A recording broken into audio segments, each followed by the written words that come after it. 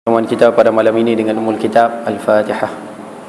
A'udzubillahi minasyaitonirrajim. Bismillahirrahmanirrahim. Alhamdulillahi rabbil alamin. Arrahmanir rahim. Maliki yaumiddin. Iyyaka na'budu wa iyyaka nasta'in. Ihdinas siratal mustaqim. Siratal ladzina an'amta 'alaihim ghairil maghdubi 'alaihim waladdallin. Amin. Bismillahirrahmanirrahim. Alhamdulillah wa kafa. Wassalatu wassalamu ala rasulina al-mustafa wa ala alihi wa ashabihi wa ansarihi wa atba'ihi wa ahli millatihi wa man ihtada. Allahumma ij'al jam'ana hadha jam'an marhuma wa tafarruqana min ba'dihi tafarruqan ma'suma. Thumma amma ba'd. Alhamdulillah, kita rafa'kan kesyukuran kepada Allah Subhanahu wa taala. Malam ini malam yang ke-29 daripada bulan Zulhijjah 1435 Hijrah. Allah masih lagi menjangkan usia, berikan kita kelapangan, kesihatan, sama-sama berada dalam majlis ilmu. Mudah-mudahan pertemuan kita malam ini dilimpah dengan barakah inayah daripadanya insya-Allah. Ayah-ayah, ibu-ibu yang dirahmati Allah Subhanahu wa taala sekalian, Nabi SAW pernah bersabda dalam sebuah hadis. Hadis ini kedudukannya sahih, riwayat daripada Imam Muslim. Baginda bersabda, "Man yuridillahu bihi khairan yufaqihu fid din." Barang siapa yang dikehendaki Allah dengannya kebaikan, akan difahamkan orang tersebut di dalam agama. Yufaqihu bermakna yufahimhu, Allah akan fahamkan dia dalam agama. Boleh faham tak kalau terjemah macam tu? Boleh no? Siapa yang Allah nak dengannya kebaikan, akan difahamkan orang tersebut dalam agama.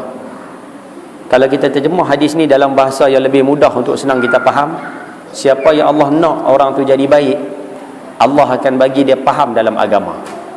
Siapa yang Allah nak orang tu jadi elok, Allah akan bagi dia faham dalam agama. Boleh faham kalau terjemah macam mana? Tak apa faham saya. Baik, kita terjemah lorat bertam perdana. Baik. Siapa yang Allah nak orang tu jadi elok, siapa yang Allah nak orang tu jadi baik, siapa yang Allah nak orang tu jadi calon penghuni syurga, Allah akan bagi kat dia peluang masuk majlis ilmu. Dia tak kalut dengan anak, dia tak kalut dengan cucu, dia tak kalut dengan kerja, dia tak kalut dengan masalah. Dia boleh datang, dia boleh masuk, dia boleh duduk dalam majlis ilmu.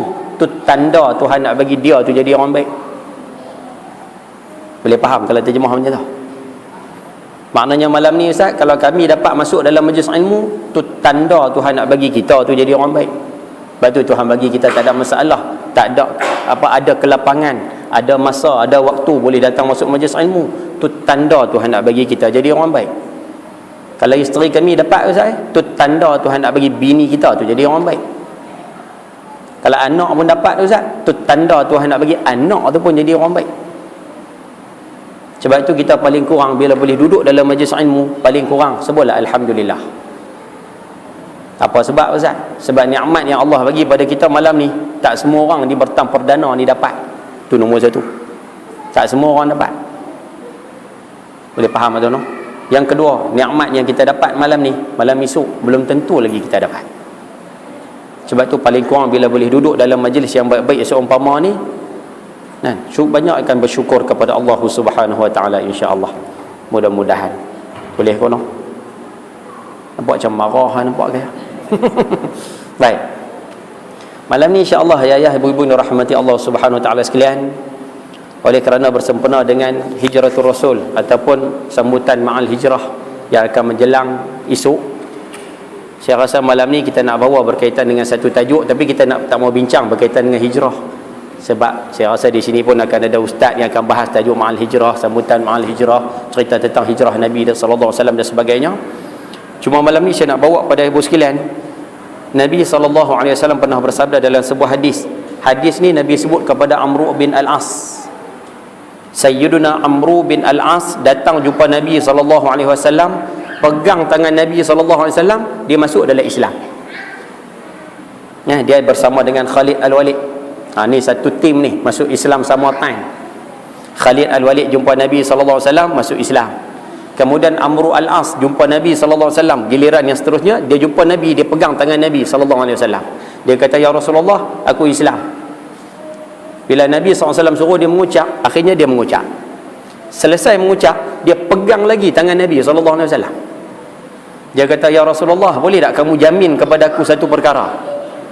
boleh tak kamu jamin dengan aku, kamu kena janji dengan aku satu benda? Bila Nabi tanya benda apa, dia kata, ya Rasulullah, boleh tak kamu mohon kepada Allah supaya Allah padam habis dosa-dosa aku yang lama-lama ni? Boleh tak minta, kalau boleh minta pada Allah supaya Allah padam habis dosa aku yang lama-lama ni?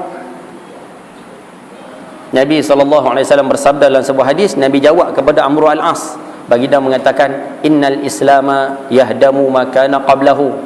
Siapa yang masuk dalam Islam, Allah padam habis dosa-dosa lama. Satu. Yang kedua, wa innal hajja yahdamu ma kana qablahu. Siapa yang buat haji dapat haji mabrur, Allah padam habis dosa-dosa lama. Yang ketiga, baginda menyatakan, wa innal hijrata, siapa berhijrah. Hijrah di sini bukan membawa maksud hijrah dari satu tempat pergi tempat lain, tapi maksud hijrah ni siapa berubah jadi elok, siapa berubah jadi baik. Nabi sebut tahdamu ma kana qablaha, Tuhan padam habis dosa-dosa yang lama. Boleh faham hadis tu lah? Baik. Jadi malam ni insya-Allah kita nak beramal dengan hadis ni. Kita nak ambil ujung tadi. Apa yang kita sebut, sesungguhnya hijrah, sesungguhnya berubah ini, Allah akan padam habis dosa-dosa kita, salah silap kita hak lama-lama ni. Sebab tu malam ni saya rasa saya nak bawa pada ayah ibu sekalian bersempena dengan hijrah yang akan kita sambut esok insya-Allah, mudah-mudahan. Doa akhir tahun, doa awal tahun dan sebagainya. Malam ni saya nak bawa pada ibu sekalian, kita nak bincang beberapa perkara yang perlu kita ubah sempena nak masuk tahun baru ni. Boleh ke no? Saya akan sebut ringkas-ringkas benda simple-simple, benda yang kita duk buat hari-hari. Tak payah teruk-teruk fikir sekalian, sambil santai dengar pun tak apa, tak catik pun tak apa, sebab benda ni pakat duk buat belakang. Boleh ke no? Oh, nampak macam tak setuju, nampak ke? Setuju no? Baik. Apa yang saya nak kongsi malam ni ayah-ayah ibu sekalian, ada lebih kurang 4 ataupun 5 perkara, setakat mana yang dah lah no. Pukul 9 kita berhenti insya-Allah. Perkara pertama saya nak kongsi, bila masuk ke tahun baru nanti, kita nak minta tolong tanam dalam diri masing-masing satu daripada akhlak Nabi sallallahu alaihi wasallam. Tolong tanam siap-siap satu daripada perbuatan baik, akhlak, perangai, kelaku Nabi sallallahu alaihi wasallam. Kelaku yang macam mana ustaz? Perangai yang macam mana? Baik. Nabi SAW pernah bersabda dalam sebuah hadis, min husnil islamil mar'i tarkuhu ma la ya'ni. Yang ni yang kita nak minta mulai daripada hijrah ni, sama-sama berubah, sama-sama buat benda ni. Baginda bersabda, min husnil islamil mar'i, daripada kebaikan Islam seseorang. Itu terjemahan dah. Tarkuhu, kamu meninggalkan ma la ya'ni, apa yang tidak penting, apa yang tidak berguna bagimu. Tak faham saya? Daripada tanda kebaikan se-Islam seseorang, baginda mengatakan dia meninggalkan benda yang tidak berguna, yang tak penting, yang tak bermanfaat baginya. Tak faham tak saya? Baik. Nabi kata di antara tanda orang Islam tu orang Islam yang baik. Kamu nak kenal orang Islam tu orang Islam yang bagus. Kamu nak kenal orang Islam tu orang Islam yang beramal dengan ajaran Islam, dia buat tak peduli pada benda-benda yang tak ada kena mengena dengan akhirat dia. Boleh faham kalau terjemah macam tu? Dia tak ambil tahu pada benda-benda yang tak ada kena mengena dengan akhirat dia, tak ada kena mengena dengan dosa pahala dia, tak menguntungkan kehidupan selepas mati dia. Benda yang tak menguntungkan akhirat dia, dia buat tak peduli. Nabi kata itulah contoh manusia yang baik. Boleh faham tak lah? Sebab itu malam ni kita nak minta satu daripada akhlak Nabi SAW ni, kita minta start tiru. Start pada bila ustaz? Keluar surau sekali. Apa-apa benda yang tidak menguntungkan akhirat kita, apa-apa benda yang kita rasa ustaz, kalau kami buat ni tak ada manfaat untuk akhirat apa, tinggal. Kami kalau bercakap benda ni tak ada untung apa untuk akhirat ustaz, tinggal. Kami kalau ambil peduli benda-benda macam ni ustaz, tak ada untung apa untuk akhirat kami ustaz, tinggal. Boleh faham bahasa tu salah? Tapi kalau benda yang kita nak ambil peduli ni, benda yang kita ambil berat ni, benda yang kita ambil tahu ni ada manfaat untuk akhirat ustaz, boleh dapat pahala sampai akhirat, tolong ambil tahu, tolong ambil peduli, tolong ambil berat. Contoh simple kita bagi, simple sudahlah. Nah, kita nak tanya sikit sekalian, ayah-ayah yang ada di sini pakat minat EPL belaka. Nah, minat EPL. Ada minat Chelsea, ada minat Liverpool, ada minat Arsenal. Kan MU tak ramai orang minat dah, pasal duduk bawah. Kan? Kalau hak MU pun dia tak apa nak mengaku dah dia MU tu. Kan? Baik, ada yang minat contoh lah ni Chelsea lah. Nah, Jose Mourinho. Dia minat Chelsea ke Ustaz? Salahkah minat Chelsea tu? Tak salah Ustaz lah. Nak minat Chelsea minatlah. Ustaz, kami minat Ustaz game, kami minat Fabregas, kami minat tu Diego Costa duduk depan tu Ustaz. Kami minat tak ada masalah Ustaz lah. Tapi kita minta tolong, janganlah sampai satu tahap kamu minat tersebut, duit kamu sanggup habiskan semata-mata sebab Chelsea. Apa saja jersey baru keluar, semua beli. Tak betul? Apa saja benda Ustaz, semua kira Chelsea ya. Dalam kereta Chelsea, dalam rumah Chelsea, pelekat dinding Chelsea, semua kira Chelsea ya. Padahal Chelsea tersebut bukan bawa manfaat dia untuk akhirat pun. Siap marah nampak gaya. Tak sungguh Ustaz lah. Bukan setakat itu sahaja duit dihabiskan Ustaz. Dia duduk mana-mana, duduk sembang tajuk Chelsea tu ya. Duduk 4-5 minit Ustaz, buka tajuk tu, duduk sembang tajuk tu. Aku geram tu, dia sepak tak masuk semalam. Ya Allah. Chelsea menang ke Chelsea kalah ke? Ada untung akhirat kamu tak? Chelsea menang ke? Chelsea kalah ke EPL? Chelsea kalah ke Champions League? Ada untung akhirat kamu tak? Tak ada jawapan. Mu nampak gaya? Tak ada untung pun. Bila tak ada keuntungan langsung untuk akhirat, Nabi sebut dalam hadis ni, orang Islam yang baik, dia sentiasa buat tak peduli benda tak ada kena-mengena dengan akhirat dia. Sebab tu hari ni kita minta kalau boleh ayah-ayah sekalian, ikut satu daripada akhlak Nabi sallallahu alaihi wasallam ni. Selepas ni kita minta benda tak ada manfaat untuk akhirat kita, tak sebelah buanglah. Sembang sikit-sikit, nak sembang habang seronok silakan, tapi jangan terlampau. Ibu-ibu yang ada di sini, minat apa? Maaf sekiranya aku tak sempurna. Takkan nak tengok tu tengoklah. Tapi kita minta janganlah sampai duduk petang-petang duduk dengan kawan pun sembang tajuk tu. Pergi kerja di pejabat pun sembang tajuk tu. Duduk di sekolah pun habis waktu rehat waktu sembang tajuk tu. Padahal jadi apa pun Farid Ahmad menikah tak menikah ke, menikah bini jadi macam mana pun, bukan kena mengena dengan akhirat kita pun. Tak boleh. Main-main pakai smash terus nampak gaya ni. Nah, insya-Allah bertanpa perdana tak ada seorang buat macam ni insya-Allah. Tapi kita nak sebut akhlak ni kita nak minta terak dalam diri masing-masing sempena esok kita nak masuk tahun yang baru hijrah ni. Apa tak ada kena mengenai akhirat buat tak tahu sudah, tak ambil peduli sangat pun tak apa. Kawan beli sofa baru, kawan rumah sebelah beli sofa baru, ada kena mengenai dengan akhirat kita tak? Tak ada no. Dia nak belilah Ustaz dia nak jual lah Ustaz Bila tak ada kena mengena, tak payah ambil tahu sangat pun tak apa. Tak payah bercakap sangat pun tak apa. Tak payah duk ulas sangat pun tak apa.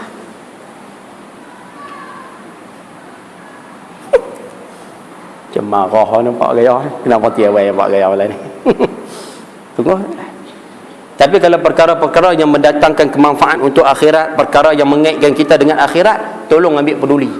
Tolong ambil peduli. Contohnya apa Ustaz? Maksiat berlaku dalam bertam perdana. Ada anak dara Ustaz, dia sewa rumah kawasan ni Ustaz, dia panggil anak teruna mana atau masuk dalam rumah tu. Kami nak kena ambil peduli Ustaz. Yang tu kena ambil peduli. Apa sebab kena ambil peduli? Sebab orang yang redha dengan kejahatan yang berlaku, siapa yang redha dengan maksiat yang berlaku, dia dapat dosa subhat sekali. Jadi dia kena ambil peduli. Mari isu apa Ustaz? Isu anjing. Dah dekat hari ni duk kecoh isu anjing tu. Duk peluk anjing lah, pegang anjing lah, serabut je lah. Mari dengan isu anjing dan sebagainya. Nak kena ambil peduli Ustaz? Kena ambil peduli. Pasal apa Ustaz? Sebab perkara ni, minta maaf lah, penganjur tersebut, kita minta maaf, kita sebut bahasa mudah, dia adalah antara orang yang tak reti ilmu uruf. Uruf tu dia tak reti. Kamu nak buat kempen tu, pergilah buat negara-negara yang berpegang dengan mazhab Maliki. Kamu pergilah pegang dengan tempat-tempat yang mengatakan pegang anjing ni tak najis. Kamu pergilah tempat yang mengatakan anjing ni bukan najis mughallazah. Pergi tempat itu, nak buat program, buatlah. Kita di sini mazhab Syafi'i, lama dah kita berpegang dengan mazhab. Uruh kita, keadaan kita ni pegang dengan mazhab Syafi'i. Bagi kita anjing tu najis mughallazah. Walaupun dia bukan binatang yang hina salah. Jangan menghina anjing. Imam Ghazali kata siapa hak rasa kemah lebih pada anjing, dia tengok anjing, dia rasa dia kemah pada anjing tu. Dia tengok anjing, dia rasa dia lebih mulia pada anjing. Imam Ghazali kata orang ni takabur. Jangan lah, dia kata apa anjing kuat, jangan lah. Kita tidak menghina anjing, kita tidak mengatakan anjing binatang yang hina. Tapi sampai buat program duk peluk apa, oh yang ni ngarut lah ni. Hak tu kena ambil peduli Ustaz, kena ambil peduli tu. Mari sebulan lepas kah ada kalut isu arak tu. Kena ambil peduli Ustaz, kena ambil peduli tu. Boleh Ustaz pergi ke depa lah Ustaz? Tak boleh lah. Kena ambil peduli Ustaz, kena. Ada blog, tulis dalam blog. Ada Facebook, tulis dalam Facebook. Kami bantah, kami penduduk Bertam Perdana bantah program arak tu. Tulis Ustaz lah. Ni duk ambil gambar makanan, duk post dalam Facebook. Tu geram. Kan ada punca pun. Hari ni apa menu baru. Allahu Akbar. Makan sudah lah. Oh lah benda-benda macam tu tunjuk lah. Hari tu kita ingat hak arak tu Selangor punya program. Kita ingatkan kerajaan Selangor yang menganjurkan program tersebut. Tapi rupanya tengok Zilan, rupanya bukan kerajaan Selangor yang anjurkan festival Oktoberfest tu. Bukan masalah. Kenyataan ini diakui oleh Ketua Menteri Melaka. Bukan masalah. Yang buat program arak tu hak di Selangor tu 5,000 orang turun duk minum arak tu. 5,000 turun. Bukan 50, bukan 500, 5,000 turun. Tahu siapa anjur? Kementerian Pelancongan Malaysia. Nak kata apa lah? Kita duk tahu arak tu haram lama dah Zilan. Arak tu haram. Tapi yang anjur siapa dia Ustaz? Kementerian Pelancongan Malaysia. Menteri dia siapa? Kalau menteri dia bukan Islam, kita tak kalut dia Zilan. Boleh marah juga tapi kita tak kalut sangat lah. Tapi hak ni menteri Islam tu. Orang Perak. Tak serabut lah. Sedangkan bila kita sebut arak yang mana terlibat dengan arak, semua tanggung dosa. Bila arak dilaksanakan tanpa bantahan Ustaz, arak bila dilaksanakan orang tak marah dan sebagainya, bala turun. Dan bala turun bukan takat kena pada mereka saja, sekali dengan kita pun kena. Sebab kaedah bala ar-rahmatu takhussu. Rahmat kalau dia nak turun, benda baik kalau nak turun, dia turun khusus pada orang yang buat. Siapa mayang tahajud, dia dapat kelebihan mayang tahajud. Siapa puasa sunat, rahmat kelebihan puasa sunat akan dapat pada dia. Siapa tak buat, tak dapat lah. Tapi jenis wal balaya, jenis bala ni, musibah ni, ta'ummu, dia pukul rata semua sekali. Kena ambil tahu Ustaz? Kena.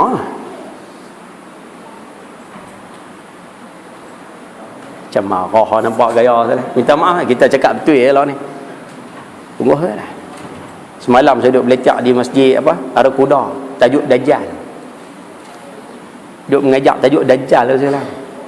Kita nak sebut satu poin saja Ustaz. Satu poin cukup lah. Kita nak sebut yang Nabi SAW sebut kedatangan Dajjal, yang Nabi paling takut sekali bila Dajjal mari ni. Kita nak sebut persiapan untuk Dajjal tu datang dah siap tersedia. Contoh macam ni lah. Kalau kata Perdana Menteri Malaysia nak datang ke Surau Bertam Husna ni lah, nak datang Malaysia, dia bagi tahu kata nak datang bulan 12. Bila? 31 hari bulan 12. Agak-agak ayah-ayah yang ada di sini nak nak vacuum kapet, nak cuci sampah apa semua ni, agak-agak bila kita nak buat gotong royong ni, cara besar-besaran ni, nak cuci bagi betul-betul cuci ni. Vacuum kapet bulan 10 ni ke vacuum kapet 23 ke 24 hari bulan 12 ni? Nak vacuum kapet surau ni lah. Nak vacuum kapet bulan 10 ni ke?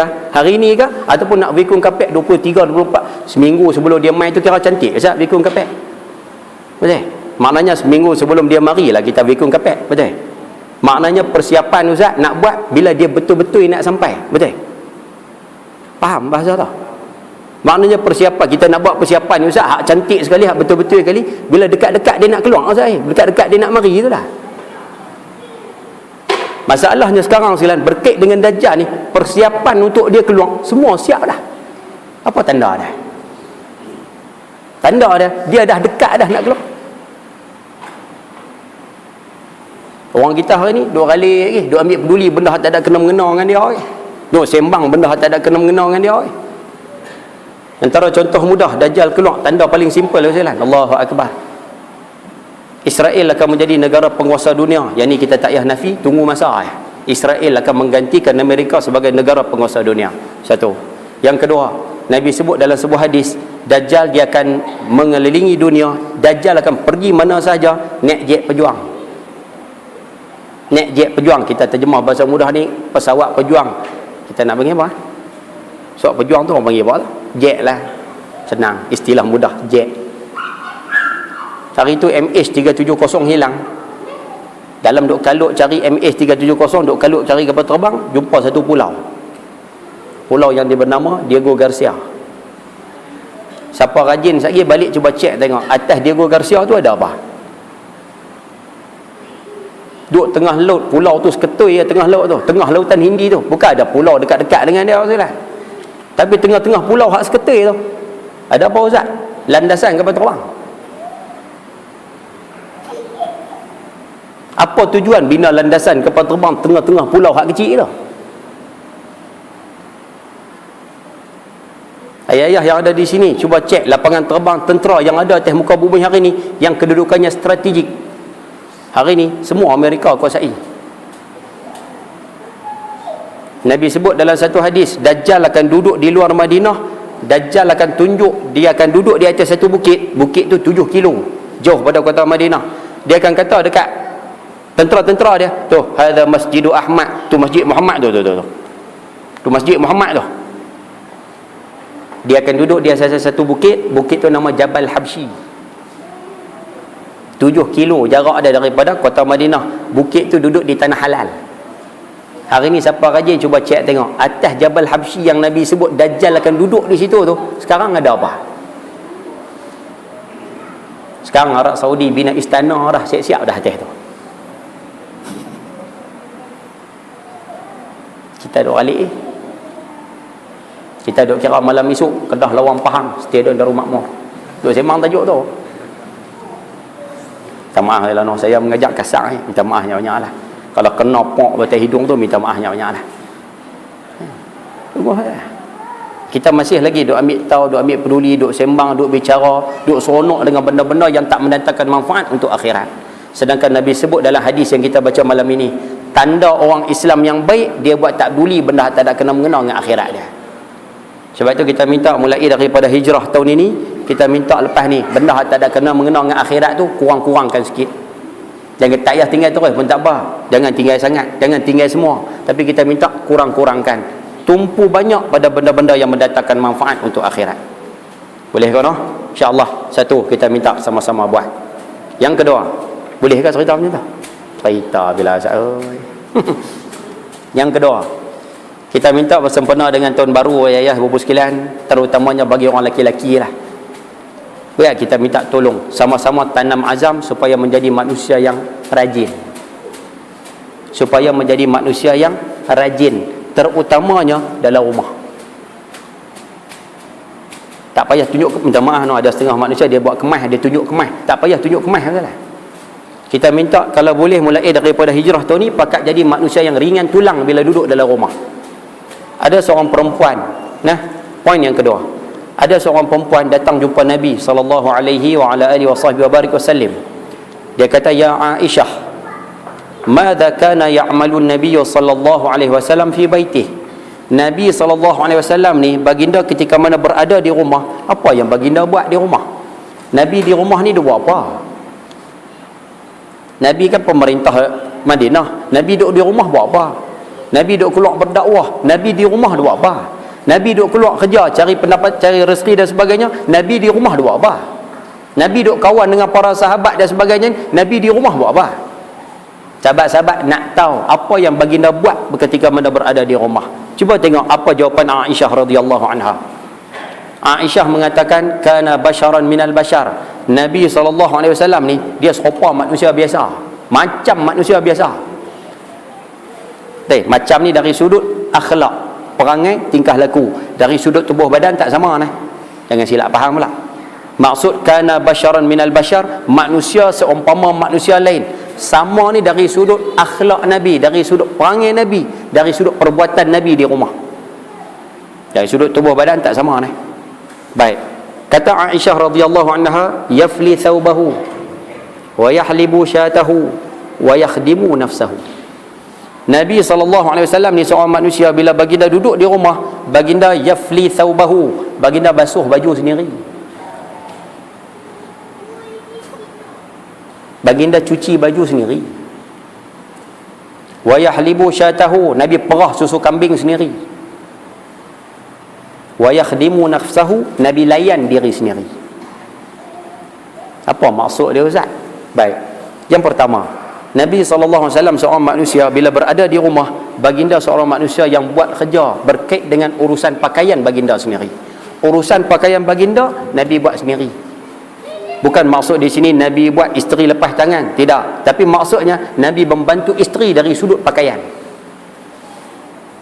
Sebab tu kita minta hari ni ayah-ayah yang ada di sini, apabila berada dalam rumah, tolong rajin, terutamanya berkait dengan urusan pakaian. Tolong rajin.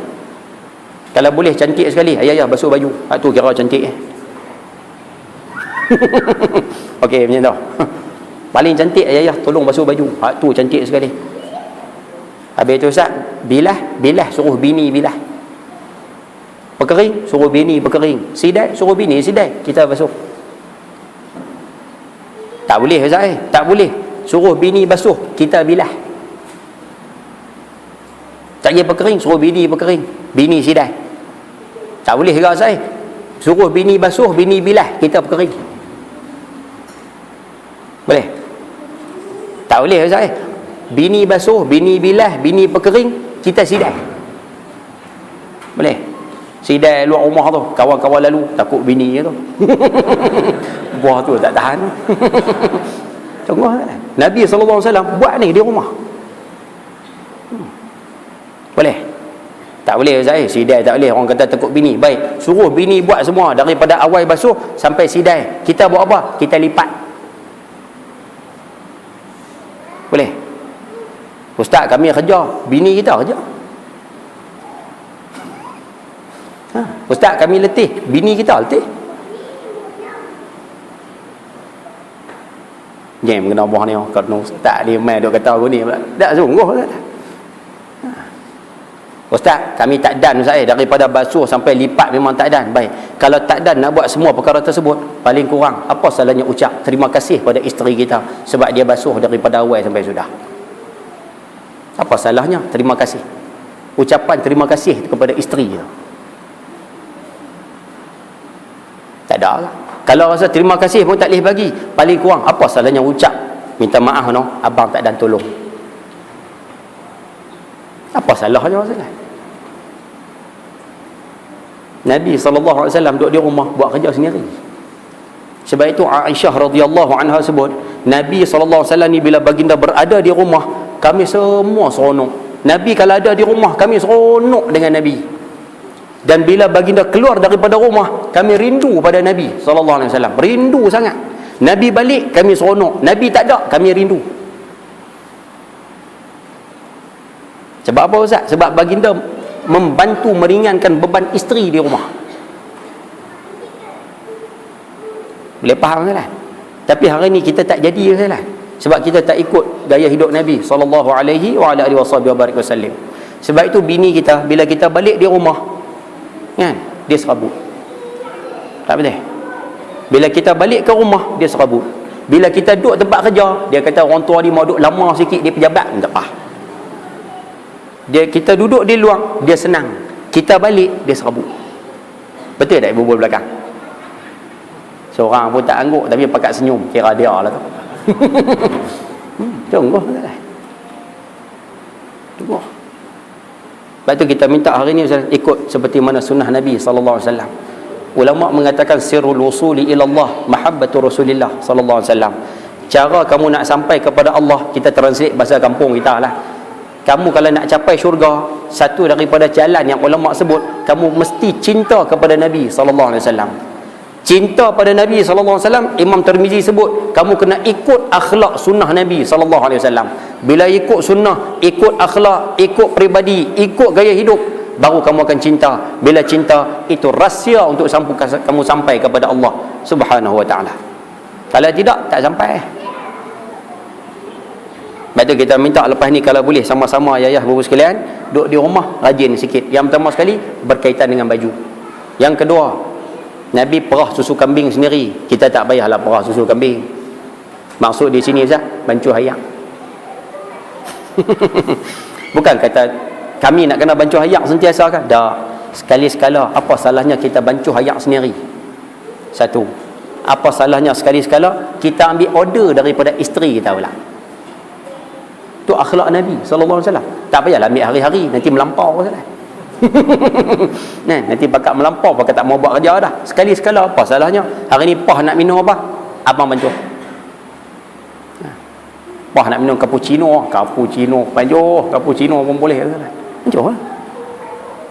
Ibu-ibu seronok tak kalau dapat suami macam tu Ustaz? Nah, balik satgi kan, suami kata, "Pah nak minum apa?" Abang bancuh malam ni. Pah duduk eh. Oi. Tak syok ah? Syok.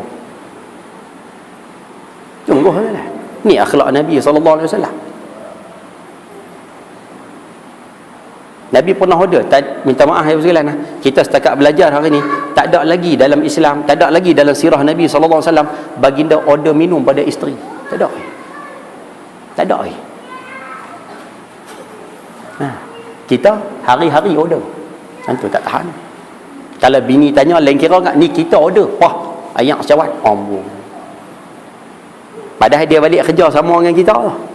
Kita masuk rumah, dia masuk rumah, kita duduk atas kerusi, wah, ayak secawan. Ambung.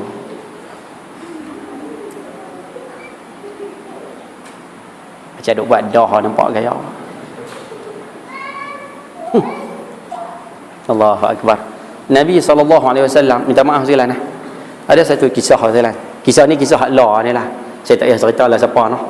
Pasal adik-adik saya ada sini, saya bocor rahsia sikit, dia kenal siapa orang tu.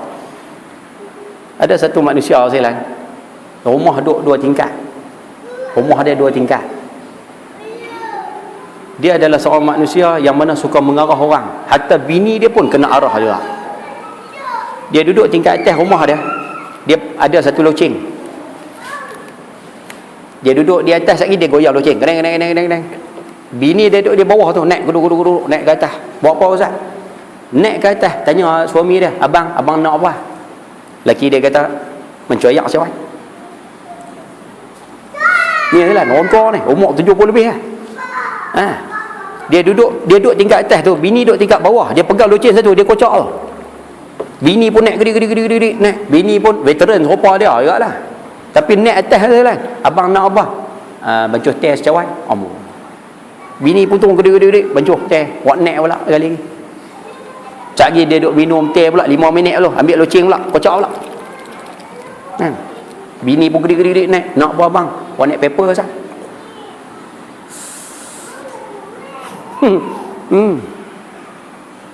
Jam lah, dapat lelaki macam ni, jam. Sungguh lah. Allahu Akbar. Tengok kat orang perempuan tu kita rasa kesian. Tapi nak buat macam mana? Habuan dia dapat suami macam tu. Ibu-ibu di sini ada tak dapat suami macam tu? Tak ada noh. Tak ada langsung noh. Allah, kalau tak ada langsung balik lagi sujud syukur lah. Dah tak dapat suami macam tu. Balik sujud syukur. Dapat suami hak jenis kalau tak larat lelaki beli di luar masak, betul? Kalau kami tak ada masak Ustaz, lelaki beli di luar Ustaz, bungkus dia bawa balik, kami makan sekali, betul? Jenis tu. Tak pun lelaki ajak pergi makan di luar, betul? Dapat macam tu. Kalau dapat macam tu Ustaz, balik lagi sujud syukur. Satu. Yang kedua, kalau dia bawa balik borang, sign sudah lah. Yang tu yang tak mau Ustaz. Itu melawah. Betul lah, tunggu. Sebab tu kita minta malam ni ikut akhlak Nabi sallallahu alaihi wasallam. Yang ketiga, Nabi di rumah layan diri sendiri. Maksud layan diri sendiri, Nabi duduk di rumah, apa benda yang Nabi nak buat yang berkenaan dengan diri baginda sendiri, baginda urus sendiri. Contoh mudahlah kita bagi senang faham hari ni. Ayah-ayah balik main isyak lagi, kunci motor lempak merata. Lepas tu sekali pukul 11 lagi nak keluar kena tom yam ke apa-apa, duk gagau cari kunci motor. Kita sendiri bagi hilang, cari sendiri. Tak payahlah duk suruh orang tua tu, Pah, tolong cari Zat kunci motor bang mana? Oh, jangan Ustaz. Tu yang disebut layan diri sendiri. Lutut kita sakit, contohlah lutut sakit, minyak nak ambil sendiri minyak, meruk. Tu panggil layan diri sendiri. Ni dah saya minyak suruh bini ambil, dah bini duduk dah, dia suruh hang tolong picik Zat. Amboi. Kira raja sungguh. Boleh kata ke tak? Macam marah nampak gaya saya. Tapi inilah yang dibuat oleh Nabi SAW ketika mana berada di rumah. Sebab itu Aisyah mengatakan, Nabi bila berada di rumah, kami menjadi manusia yang paling seronok sekali, paling bahagia, paling gembira. Sebab itu kita minta akhlak ni masuk tahun baru, pakat buat belakang insya-Allah, pakat jadi manusia yang rajin sikit insya-Allah. Boleh kono? Ustaz rajin ke di rumah? Nak tahu saya rajin tak rajin, tanya bini. Sungguh kan? Sebab Nabi sebut khairukum li ahli wa ana khairun li ahli. Nabi kata sebaik-baik kamu adalah orang yang paling baik dengan isteri dia, dan akulah manusia yang paling baik dengan isteri dia. Ulama mengatakan kita kalau nak tahu orang lelaki tu baik tak baik, tanya bini dia aja, tak payah susah-susah. Nak tahu baik tak baik seorang lelaki-lelaki tu, tanya bini dia. Kalau bini dia kata suami saya macam ni ustaz, macam ni lah. Laki saya cukup baik, bila bini bagi pengiktirafan tu kira habis meta. Laki saya ni cukup baik, kira baik sungguh lah. Tapi kalau orang tanya, ni pah laki hang tu macam mana di rumah? Lah. Tunggu lah. Laki hang di rumah je, dia kata tu tengok ngajak kemas sangat, pakai serban apa semua cukup. Dia kata depan orang ya. Kalau bini bagi buah macam tu, kira teruk. Boleh faham bahasa tu?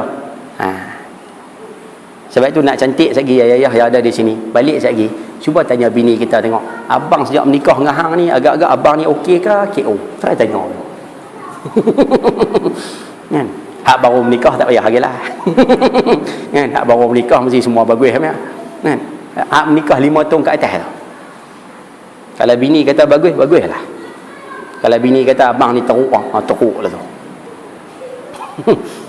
Boleh kan? InsyaAllah kita minta sama-sama berubah ketika mana masuk tahun hijrah yang baru ni, insya-Allah. Ayah-ayah, ibu bunda rahmati Allah SWT sekalian, lari tajuk sikit boleh? Sikit.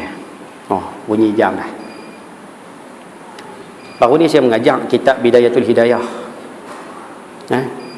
Kita nak sebut satu, Imam Ghazali sebut banyak perkara berkaitan dengan antara sebab, antara punca kenapa hidayah ni tak masuk dalam hati. Kalau kita boleh terjemah dalam bahasa kampung lah, senang nak faham ni. Ayah-ayah yang ada di sini, kita semua alhamdulillah dapat nikmat buat ibadah, nikmat semayang contohnya. Semua banyak yang dapat nikmat boleh semayang. Tuhan bagi nikmat boleh buat ibadah semayang fardu.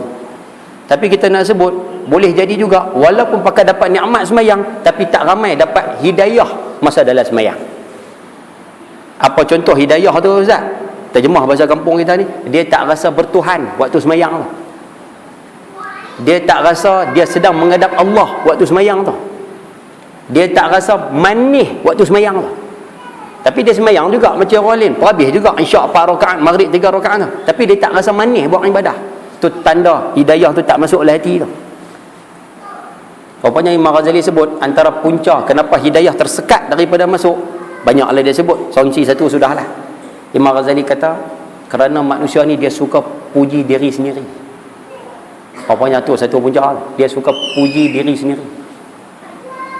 Kita terjemah bahasa kampung kita ni, dia suka masuk dalam bakul, angkat sendiri.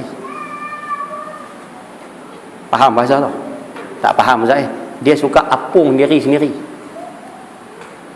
Tak faham juga. Dia suka sembang kemah. Dia suka sembang kemah. Ataupun orang kampung kata dia jenis sembang tak jatuh ni. Ada sini dia. Sembang dia Ustaz, minta maaf bila dia keluarkan kata-kata, bila dia sembang tak jatuh langsung. Semua kira sembang, dia lah terbaik, dia lah paling bagus, dia lah paling sempurna, dia buat kerja semua TikTok. Rupanya orang yang jenis sembang kemas seumpama ni, tu satu sebab pasal hidayah tak boleh nak masuk dalam hati. Tu lah hampa tak reti buat kerja, hampa tengok aku kalau buat kerja semua orang kata cantik. Jenis ni aku kalau bercakap ni semua orang dengar, mana ada siapa bangkang aku ni. Amboi. Aku kalau masuk mesyuarat, aku tak ada tu, semua sunyi, semua tak ada idea. Aku amboi sembang kemas. Saya ni kalau masuk semua orang kata sedar. Jenis tu. Kan? Tak semua orang kata padahal masak biasa tapi orang kata sedar. Jenis ni. Saya ni anak saya 6 orang. Seorang semua bagi seorang 500. Anak kerja Shell 500, hak kerja Petronas 500. Amboi. Sampai saya ni mak ni tiap bulan tu abang, hampa tak payah bagilah, hampa simpan lah semua. Hak mak ada pun mak makan tak habis. Amboi. Duk cerita kat kawan-kawan. Kalau kamu dapat rezeki oleh Allah seumpama tu, dah dapat rezeki senyap-senyap sudahlah. Duk sembang kemas buat apa? Faham masalah? Imam Ghazali sebut, orang yang sembang kemas, kita terjemah puji dia, sembang kemas lah senang bahasa lah. Orang hak jenis sembang kemas ni, Tuhan bagi kat dia 2 benda. Nombor 1, Tuhan marah. Itu satu lah, Tuhan marah. Yang kedua, orang yang sembang kemas ni, dia sebenarnya menjatuhkan maruah dia sendiri. Dia menjatuhkan maruah dia sendiri. Contoh mudah kita bagi. Bolehkah saya cerita macam ni malam ni? Boleh lah no. Baik. Macam mana cara jatuh maruah diri sendiri? Mudah. Ayah-ayah yang ada di sini pernah tak duduk depan orang sembang kemas? Pernah tak duduk berdepan dengan orang sembang kemas ni? Pernah?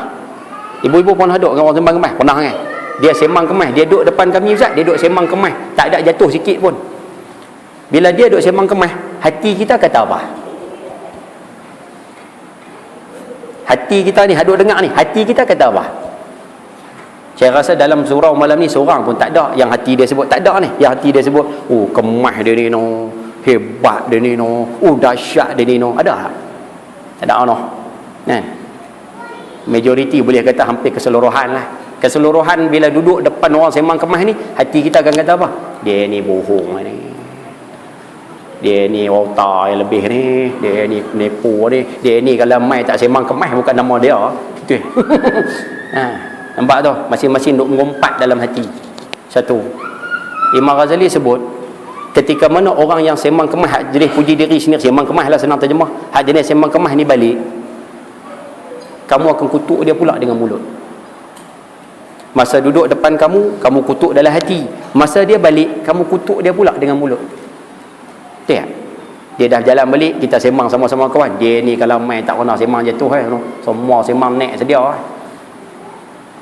Nampak? Jadi mana kemuliaan, mana ketinggian diri dia, mana ketinggian maruah dia? Tak ada salah. Maruah dia makin jatuh lagi. Betul? Dia sembang kemas, orang duk ngumpat dalam hati, orang ngumpat di mulut. Tak ada kemuliaan pada dia. Imam Ghazali sebut, kalau kamu duduk depan orang sembang kemas, kamu rasa macam tu jugalah kalau kamu yang sembang kemas. Hak dengar tu semua menyempah lah hati. Satu. Yang kedua, bila kita balik, semua pakat kutuk kita pula. Sebab tu kita minta mulai daripada malam ni bersempena dengan tahun baru ni, tak usah duduk sembang kemas. Boleh? Macam duk buat dah nampak gaya. Sungguh lah. Saya kuliah satu tempat orang ni. Kuliah kono cerita macam ni noh. Cerita bila. Nah, bulan depan insya-Allah kalau kata ada rezeki, ada jodoh, insya-Allah kita akan buka satu kitab sekalian, tapi kita nak bicara tentang, kita tak mau bicara tentang hukum hakam fiqh yang tinggi-tinggi. Kita nak bicara tentang adab hidup bermasyarakat. Tambah jenis duduk taman ni. Apa adab yang kita kena jaga, apa akhlak yang kita kena jaga bila duduk dalam masyarakat taman macam ni. Ada satu kitab tu nanti minta sahabat kita boleh pergi ke Masjid Sembilan, minta agak pengurusi dia satu buah fotostat lah. Kitab tu fotostat lah, senang. Nak contiang, nak apa pun senang sekali. Fotostat satu, beda. Mengaji ada kitab, senang. Nanti kita akan bahas satu persatu adab duduk dalam masyarakat. Boleh no? Baik. Balik pada tajuk tadi, tajuk sombong tadi. Saya pergi mengajak satu tempat masalah. Habis kuliah, pakcik tu main duduk sebelah. Dia main duduk sebelah. Sambil duduk tengah makan lah, belah sana ada 3-4 orang, dia seorang main duduk belah ni. Tengah-tengah duduk makan tu, dia tanya saya satu soalan. Soalan tu mok jugalah soalan tu saya. Dia tanya apa rahsia? Soalan tu dia tanya, "Ustaz, apa rahsia ustaz boleh?" Faham kan? Dia tanya apa rahsia ustaz nikah dua? Boleh faham soalan tu no? Dia tanya, kita pun jawab je lah. Kita kata rahsia dia mudah je haji. 3 benda je. Nombor 1, haji kena tidur lewat pada isteri. Tu syarat nombor 1. Maknanya bagi bini tidur dulu, baru kita tidur. Maknanya bahasa mudah dia, kita buat kerja lebih pada bini. Itu satu. Nombor dua, kena ada amalan. Amalan kena ada lah. Nombor tiga, kena berani. Kalau penakut tak jadi. Boh-boh tu lah. Tunggu. Jangan marah saya lah. Saya ada point kita nak sebut daripada kisah ni. Habis-habis saya sebut 3 benda tu, dia pusing kat saya. Dia kata, Ustaz, saya hak nombor 1 tu buat dah, Ustaz. Saya hak nombor 1 tu buat dah. Okey. Hak nombor 3 pun buat dah. Hak ni kalau masuk YouTube ke apa, potong lah. Hak ni hak buat sini ni. Kan takut kawan nak dengar kan, jam lagi. Dia kata hak nombor 3 pun saya buat dah. Hak berani tu. Dia kata hak nombor 2 ni saya tak tahu. Amalan ni saya tak tahu. Tak apalah, kita carilah kawan-kawan, minta amalan apa semua. Okey. Habis dia tahu dia kata apa? Dia kata, Ustaz, saya pun sebenarnya 2. Saya pun sebenarnya 2 orang. Tak apa. Cuma dia kata, Ustaz, tak tahu Ustaz no, cuma no nak bagi baik kalau dua-dua ni berkelip Ustaz no. Kita pun sembanglah dengan dia silan, nak ambil pengalaman dia kalau ada dan sebagainya. Tengah-tengah duk sembang tu, bini panggil. Tengah-tengah duk sembang tu, bini dia panggil. Dengar suara bini dia silan, dia bangun-bangun, dia terus berjalan laju ya. Sungguh kan. Tapi cara berjalan tu kita tengok, ni cara takut bini nampak gaya ni. Sungguh. Dia terus pergi ya. Dia pergi duduk sembang dengan bini dia di luar. Kita tanya kawan-kawan haduk makan sekali ni. Kita kata nak tanya, Haji ni betul ke menikah 2? Tengok nampak gaya berjalan tu lain sangat. Kita tanya, betul ke Haji ni menikah 2? Tahu dia kawan-kawan dia kata apa? Ustaz seorang ni Ustaz kan berani tu, takut bini je. Nampak tak? Tadi dia duduk sembang kita, dia duduk cerita 2 tu. Kawan-kawan dia kata, seorang ni Ustaz yang buat pengakuan tu, abang dia sendiri duduk depan tu. Bila dia masuk balik ke jalan, dia duduk tepi kita, dia sambung cerita. Minta maaf kita sebut, masa tu hati kita tak seronok dah nak sembang dengan dia. Pasal kita tahu dia sembang kemas satu, dia sembang bohong satu. Bukan setakat tak seronok nak sembang dengan dia, hati tu meluat terus nak tengok dia jalan. Duk cakap tengok kau ni je lah. Sampai balik je lah, tak sembang dengan dia. Pasal apa? Bohong lah. Nampak tu? Kita nak sebut tu kata kesan sembang kemas lah. Tak boleh. Faham bukan saya duduk cerita dia kan? Nampak kan? Tengok muka dia pun segan dah, tak seronok dah. Tengok apa sebab sembang kemas ya. Sebab tu kita minta kalau boleh malam ni, siapa yang ada perangai jenis sifat sembang kemas ni, duk sembang tak pernah jatuh ni, kita minta roti-roti lah. Cukup-cukup lah. Duk sembang, saya ni Ustaz 5 tahun dah Ustaz semayang tahajud tak pernah tinggal. Bukan tekat mayang seorang, gerak bini anak-anak semua. Amboi, kita dengar kemas langsung Nampak? Kita tanya buat macam mana, dia kata hari-hari Ustaz pukul 5 anak bini semua tahajud. Kita lalu depan rumah dia hari-hari mayang subuh pukul 6, tengok gelap ya rumah. Mayang tahajud kat mana? Lalu pukul 5 pun gelap, 5.30 pun gelap, pukul 6 hari-hari gelap. Tapi sembang tak pernah jatuh. 5 tahun dah mayang tahajud tak tinggal. Sini tak ada kau macam tu no. Macam ada nampak gaya. Lepas tu kita minta sama-sama beringatlah, sama-sama berubah insya-Allah. Baik. Boleh no? InsyaAllah sama-sama buat bersempena dengan tahun baru hijrah. Baik. Yang ketiga silan. Sikit saya nak sebut ringkas-ringkas yang malam ni silan. Tadi kita dah sebut 2 adab ataupun 2 akhlak ketika mana nak masuk tahun baru. Akhlak yang ketiga yang saya nak kongsi malam ni adalah berkait sikit dengan makanan. Sebab benda ni masyarakat kita duk buat belaka. Kita minta mulai tahun baru ni pakai ubah belaka berkaitan dengan makanan. Kita tiru satu daripada akhlak Nabi SAW. Baginda bila berada di hadapan makanan, cuba dengar hadis ni sama-sama. Ma'aba Rasulullah sallallahu alaihi wasallam ta'aman qattu fa idza kana idza ishtaha shay'an akalahu wa in karihahu tarakahu atau kama qala, hadis sahih riwayat daripada Imam Muslim. Abu Hurairah berkata, Nabi sallallahu alaihi wasallam ni seorang manusia yang tak pernah mencela makanan. Nabi bila makan, Nabi tak pernah kutuk makanan, tak pernah caci makanan, tak pernah kata kat makanan. Idza istaha syai'an, kalau Nabi suka makan satu-satu benda, akalahu, Nabi makan. Wa in karihahu, tapi kalau Nabi tak suka makanan tersebut, tarakahu, Nabi tinggal ya. Sifat ni kita minta masuk tahun baru hijrah ni pakai ubah belakang.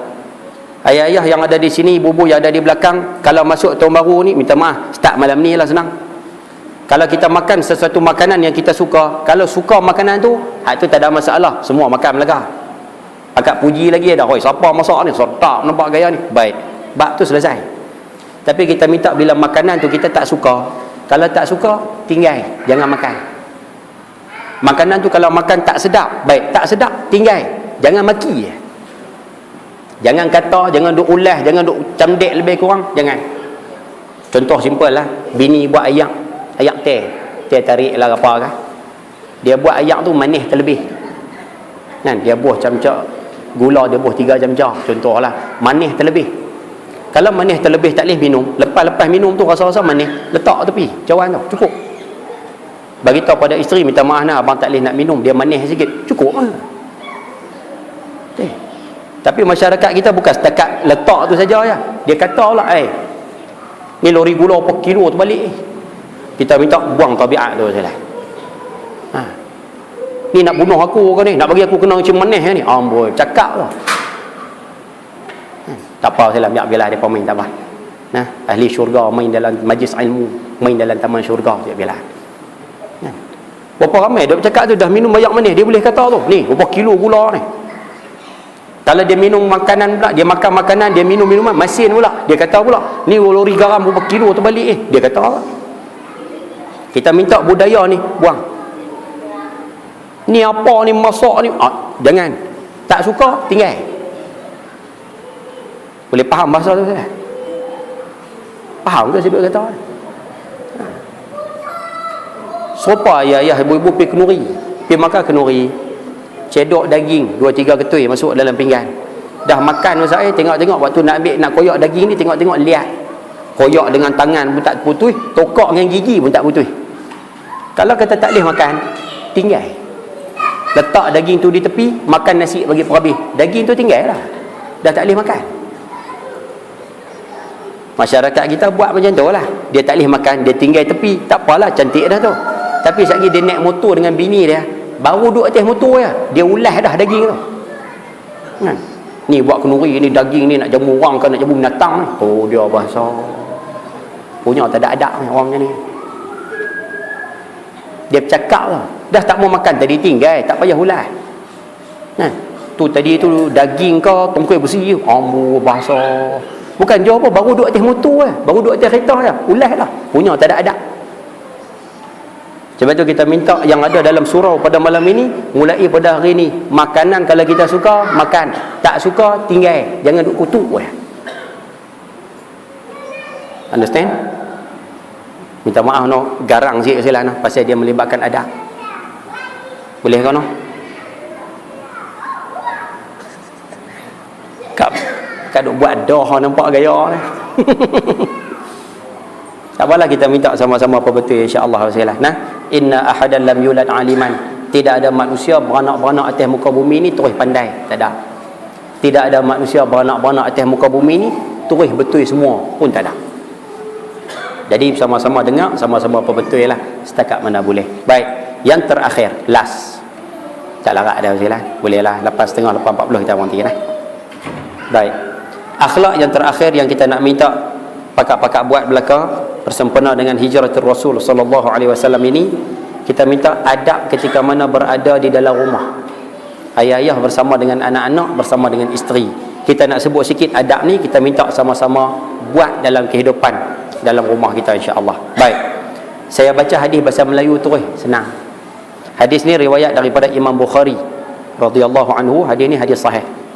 Jabir radhiyallahu anhu berkata, ada seorang sahabat Nabi sallallahu alaihi wasallam namanya Jabir bin Abdullah.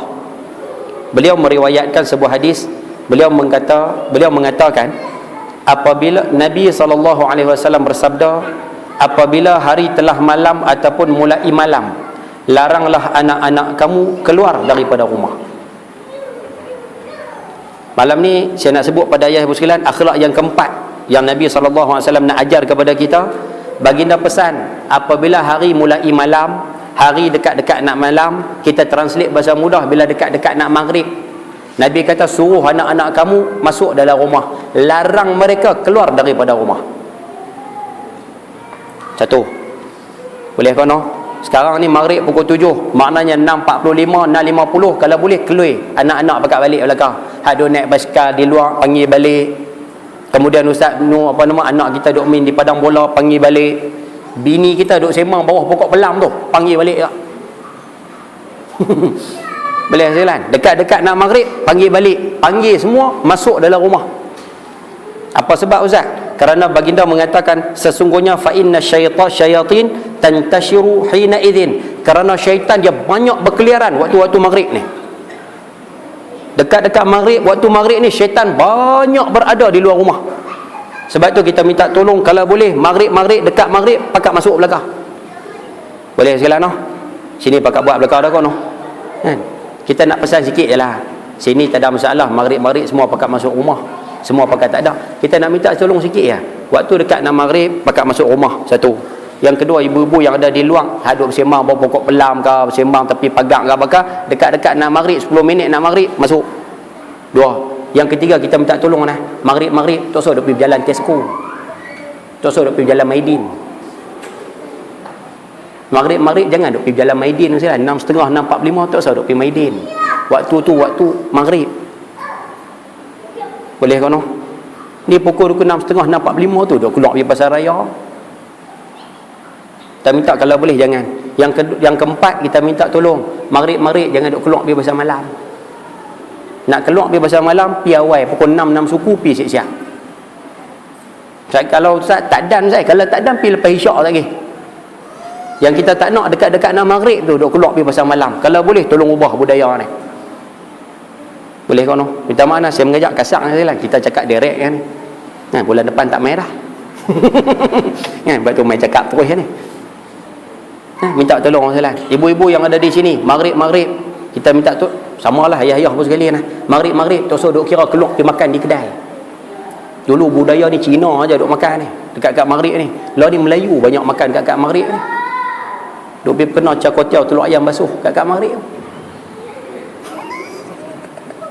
Tak betul? Bukan salah kedai tu, tapi salah orang hak pergi makan waktu maghrib tu. Boleh kan noh? Nah, tak usah keluar sekali. Ibu-ibu yang ada di sini maghrib tutuplah TV tu. Ni maghrib dia buka TV. Siapa yang mengaji kitab fiqh mazhab Syafi'i, cuba analisis sikit dua qaul berkait fatwa Imam Syafi'i tentang waktu maghrib. Cuba kaji sikit dua qaul tu. Imam Syafi'i ada qaul qadim, ada qaul jadid. Qaul qadim masa duduk di Baghdad, qaul jadid masa pergi ke Mesir. Cuba cari tengok dua qaul itu berkait dengan waktu sembahyang maghrib. Imam Syafi'i dalam fatwa lama ada qaul qadim, qaul hak lama tu, mengatakan bahawa maghrib ni sekadar azan, ambil wudu, tutup aurat, sembahyang maghrib 3 rakaat, sembahyang ba'diyah maghrib 2 rakaat. Dia kata maghrib banyak tu ya. Kalau kita terjemah dalam angka hari ni dalam minit lah, lebih kurang 25 minit ni. Fatwa lama Imam Syafi'i tentang waktu maghrib. Sungguh lah. Maknanya kalau masuk maghrib pukul 7:25 kita duk tengok cerita maaf sekiranya aku tak sempurna, pukul 8 baru nak mayang maghrib.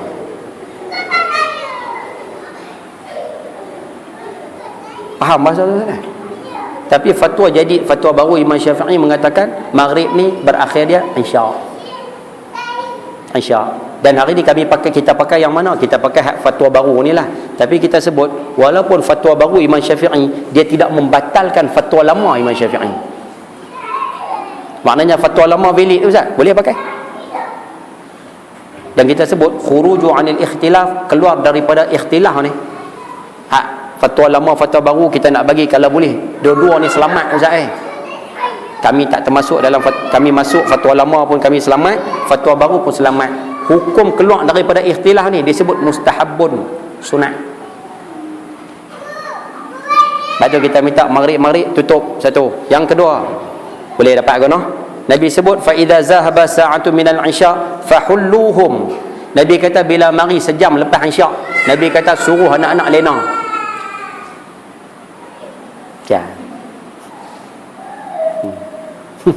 Sejam lepas isyak Nabi kata suruh anak-anak tidur.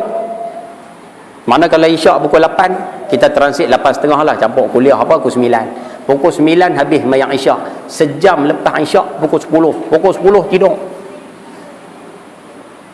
Pukul 10 lena. Ni pukul 10 baru 24 Toto nak tengok apa? Crystal Mayang Samarinda. Awak ingat koman kah? Nabi suruh lena pukul 10 tu lena. Bila lena awal lah Ustaz, baru bangun pagi subuh tu tak terlepas. Baru boleh mari mayang subuh berjemaah. Nabi suruh lena. Nabi kata fahulluhum, suruh anak-anak tidur belakang. Macam mana cara tidur? Nabi sebut di sini 3 perkara. Yang pertama Nabi sebut, suruhlah mereka tidur, minta maaf, tutup pintumu, sebutlah nama Allah. Cara dia Nabi nak suruh anak kita tidur ni, Nabi kata pergi dekat pintu, kunci, baca Bismillahirrahmanirrahim, pak, kunci. Kita selama ni kunci pintu, tapi bismillah tak baca. Tak betul? Tu yang anak keluar balik kau sebelah. Bukan dekat anak keluar, laki pun keluar juga. Yang tu tak tahan. Lepas ni kita minta kunci pintu, baca bismillah. Bismillahirrahmanirrahim, pak, kunci. Satu. Yang kedua Nabi sebut, padamlah lampu, sebutlah nama Allah. Yang kedua, pergi tengok mana-mana switch padam. Sebab itu tidur lebih berkualiti ni bila tidur dalam keadaan gelap. Tidur, tutup lampu, buka lampu luar sudah. Nah, tutup lampu Ustaz. Nah, masa tutup lampu tu Bismillahirrahmanirrahim, pak, tutup. Bismillahirrahmanirrahim, pak, tutup. Termasuklah hak kata lampu ni kita translate benda bercahaya. Termasuklah TV tu, tutup. Betul? Kan TV benda bercahaya, tutuplah sekali. Ni hak lain lampu semua tutup, TV duk biar bercahaya. Tak ada ya. Boleh no? Dua. Yang ketiga Nabi sebut, tutuplah tempat makanmu, sebutlah nama Allah. Walaupun kamu meletakkan sesuatu di atasnya. Pergi ke dapur pula yang ketiga. Yang pertama pergi kat pintu, yang kedua lampu, yang ketiga pergi ke dapur. Mana-mana makanan yang masih lagi terbuka, bekas makanan hadut terbuka, ambil sesuatu, tutup. Ibu-ibu yang masak tu belanga tu, ada minyak lagi, ambil tudung periuk, tutup. Tu atas meja Ustaz ada makanan apa semua Ustaz, tak tutup lagi, ambil sesuatu, tutup. Kalau tak mau tutup, ambil bola MTS. Ni ayak ni duk terbuka dalam cawan ke dalam jug ke, ambil penutup, tutup. Ambil pirin, tutup cawan tu. Hatta kalau ada buah tu duduk dalam raga tu letak tepi singki, ambil surat khabar ke apa ke, tutup atas tu sambil baca Bismillahirrahmanirrahim, pak, tutup. Faham bahasa tu? InsyaAllah bila kita buat perkara-perkara yang disebut oleh Nabi SAW ini, insya-Allah mudah-mudahan anak kita akan menjadi seorang manusia yang boleh tidur awal pada waktu malam dan dapat bangun pagi esok sama-sama subuh berjamaah bersama dengan kita. Kalau tidak Ustaz, sampai sudah tak boleh ubah benda ni Ustaz. Boleh kan? Insya-Allah lepas ni kita try. Kami nak tidur awal Ustaz, tapi Ustaz habis kuliah lambat. Tak apa, kita mati awal insya-Allah. Baik, ayah-ayah ibu bunda rahmati Allah SWT sekalian. Jadi malam ni kita kongsi 4 perkara. Nah, mudah-mudahanlah sama-sama ambil 4 perkara tersebut. Betul? Yang pertama sekali kita berkongsi tentang hidup atas muka bumi. Jangan ambil peduli benda harta tak kena mengenai akhirat. Betul? Yang tu satu. Yang kedua kita pesan kena rajin ketika mana berada di rumah. Yang ketiga, adab ketika mana makan.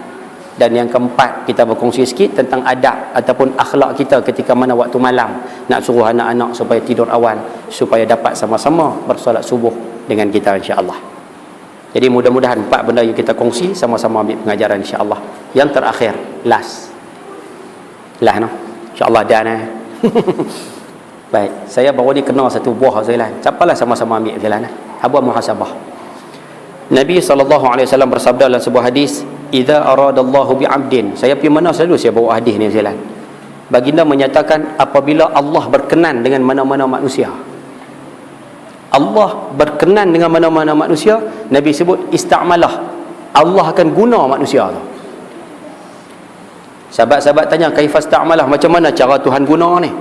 Nabi jawab, an yuwaffiqahu li'amalil khairi, cara Tuhan guna manusia ni, Tuhan akan bagi kat dia kemudahan untuk dia buat baik. Allah bila berkenan dengan mana-mana manusia, Allah akan guna manusia tu. Cara Tuhan guna manusia tu, Tuhan akan bagi kat dia kemudahan untuk dia buat baik. Senang terjemah macam ni, nak bagi mudah faham sekali. Orang tu minta maaf nah, hamba Allah tu tak dan nak sembahyang subuh berjemaah, tak dan Ustaz, nak sembahyang fardu di masjid tak dan 5 waktu tu, kalut dengan kerja, kalut dengan anak, kalut dengan apa. Tapi Allah bagi hamba Allah ni, dia dan. Tu cara Tuhan nak bagi kemudahan tu, dia dan. Orang lain kalut sedekah apa semua tak dan Ustaz, kalut hapuan diri sendiri pun tak lepas. Tapi Allah bagi hamba Allah tu, dia dan. Dia dan sedekah walaupun dia kerja dia sesak juga, tapi dia dan. Orang tu tak dan Ustaz, mengaji majlis ilmu tak dan Ustaz, kalut Ustaz, tapi hamba Allah tu Tuhan bagi kat dia, dia dan. Kawan ni tak dan Ustaz, mesyuarat, usrah, perjumpaan pun tak dan Ustaz, duk kira anak bini lah, tak dan Ustaz, hamba Allah tu dia dan. Orang lain tak dan buat kerja amal makruf nahi mungkar, tak dan Ustaz, duk kira diri dia, hamba Allah tu Tuhan bagi kat dia, dia dan. Bila manusia ni dia dan buat benda baik ni, maknanya tu tanda Tuhan sedang guna dia. Bila Tuhan guna dia, tu tanda Tuhan berkenan kat dia. Boleh faham maksud tu lah? Soalan ni kita patut tanya, boleh faham ke lah no? Bila dia dan buat benda baik, tu tanda Tuhan guna, Tuhan berkenan kat dia. Soalan yang kita patut tanya dari kita malam ni sekalian, habuan muhasabah kita lah. Agak-agak kita hidup atas muka bumi hari ni 40 tahun, 50 tahun, 60 tahun, 70 tahun ni, kalau ada 70 lah. Agak-agak sampai hari ni Tuhan guna tak kita ni? Agak-agak Tuhan guna tak kita ni? Kalau rasa Tuhan guna saya, apa bukti Tuhan guna? Daripada kami bangun tidur sampai tidur balik saya, 24 jam Tuhan bagi, semua kami buat benda-benda yang menguntungkan akhirat kami saya. Kami buat benda-benda yang menguntungkan akhirat kami, menguntungkan akhirat orang lain. Kalau 24 jam tu kita banyak perhabis buat benda tersebut, makna Tuhan sedang guna kita. Tu tanda Tuhan berkenan kat kita. Faham bahasa tu lah? Makna start daripada bangun tidur sampai tidur balik, kira buat kerja yang menguntungkan akhirat, buat kerja yang menguntungkan akhirat orang lain. Tu tanda Tuhan guna lah. Tapi kalau kata bangun pagi subuh pun tak dan Ustaz, mayang sorang-sorang je lah. Habis mayang subuh Ustaz, wirid apa tak dan Ustaz, duduk kedai kopi je lah. Contoh. Tak ada kelang-kelang dengan orang sini lah. Duduk kedai kopi sampai pukul 11, huha sembang. Saat lagi mari waktu zuhur Ustaz, orang lain boleh sembahyang jemaah zuhur di masjid, di surau. Dia tak dan Ustaz, dia balik rumah lena. Dia balik pukul 12.30 tu, balik rumah lena. Dia bangun pukul 3 bangun sembahyang zuhur. Saat lagi pukul 5, pukul 6 orang lain ada kerja, aktiviti dan sebagainya, bermasyarakat dan sebagainya. Dia pukul 5, pukul 6 Ustaz, dia keluar duduk depan rumah, duduk sembang kemas tu. Huha sembang kemas. Baju tak pakai, gulung kain ni. Contohlah, bertam perdana tak ada macam tu.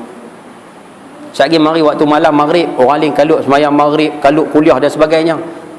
Dia buat apa Ustaz? Dia buka TV tengok cerita tu. Maaf sekiranya aku tak sempurna.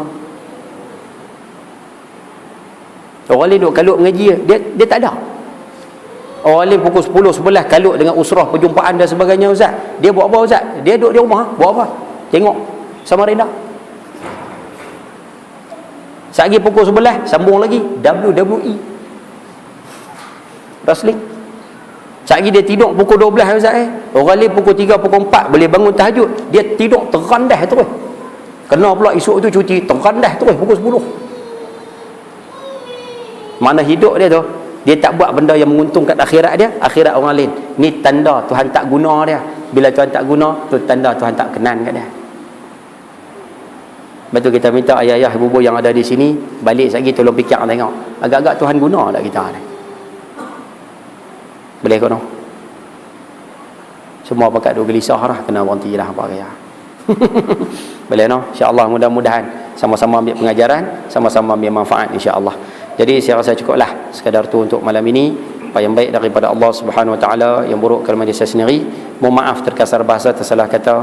Sekian, wabillahi taufiq wal hidayah. Assalamualaikum warahmatullahi wabarakatuh. Bismillahirrahmanirrahim. Alhamdulillahirabbil alamin, wassalatu wassalamu ala asyrafil anbiya wal mursalin wa ala alihi wa sahbihi ajma'in. Allahumma rzuqna fahman nabiyyin wa hifdzal mursalin wa ilhamal malaikatil muqarrabin. اللهم اغفر لنا ذنوبنا ولوالدينا وارحمهم كما ربونا صغارا ولجميع المسلمين والمسلمات والمؤمنين والمؤمنات برحمتك يا أرحم الراحمين. الحمد لله رب العالمين. تقبل الله منكم.